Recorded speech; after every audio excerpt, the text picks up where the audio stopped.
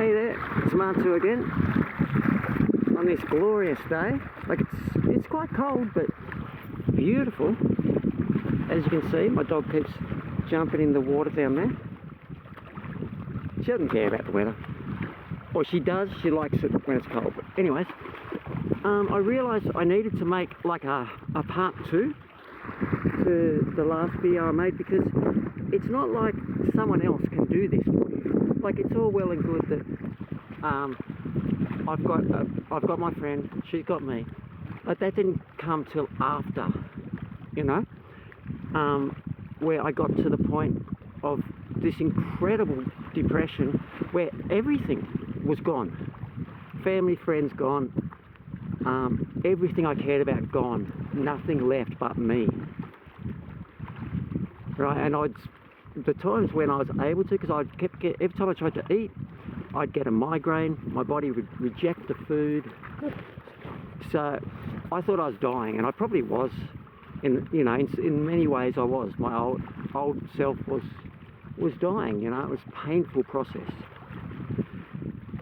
But anyway, when I was able to, I'd stand there and I'd call out to the universe, whatever, whoever, whatever was listening, whatever you want to call that. I'd call out and say, this is too much.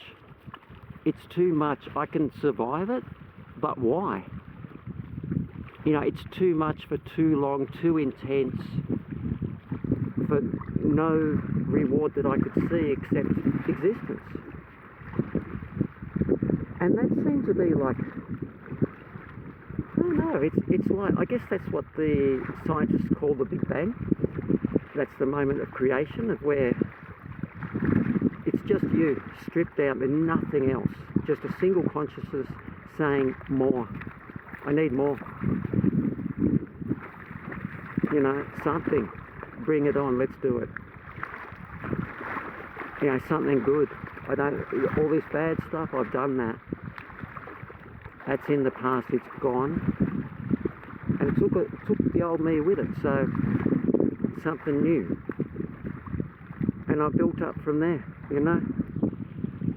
And mate, it's when my friend did drop around, it was sort of like you're on this long journey. You know, you've been travelling a long way for years. You know, there's been people have robbed you, people have beaten you up, all this stuff, people have assaulted you, but you got through. You know, you've survived it. And you're travelling along, you keep seeing the same person, you ran into them, they're okay, you know, you talk to them a bit, then you just go on different tracks, see them again a few years later, and sit down, have dinner together, and they're cool, someone to talk to. It was someone that saw me, so being seen was so important.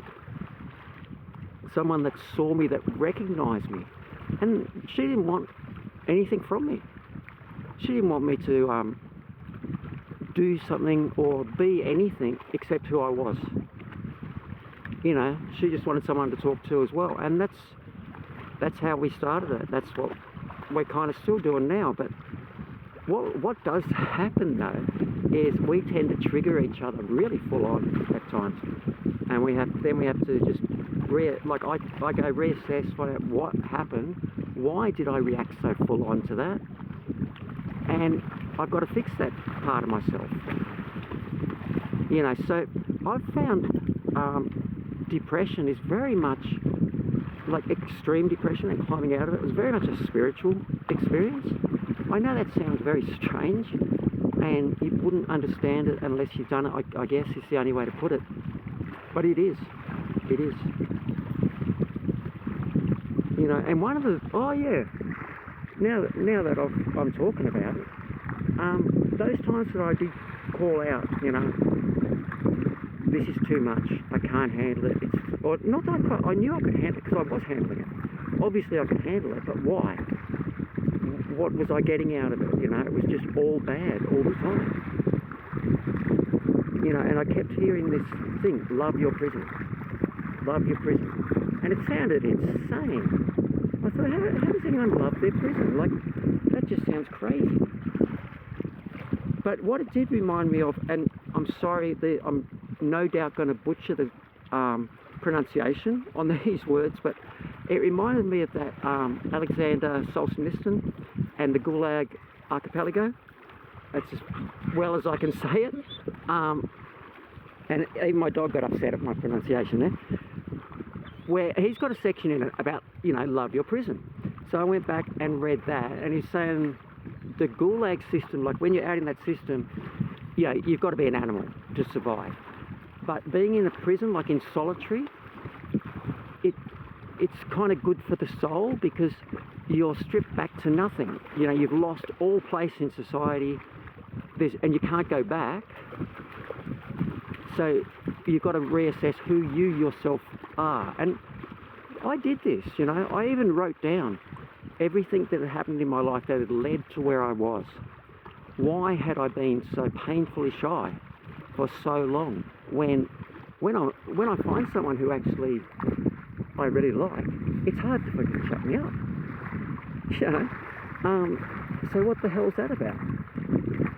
What was the point of having panic attacks? Who was that helping? And being so stressed all the time. What was that all about? And I know what that is. That was like a reaction to...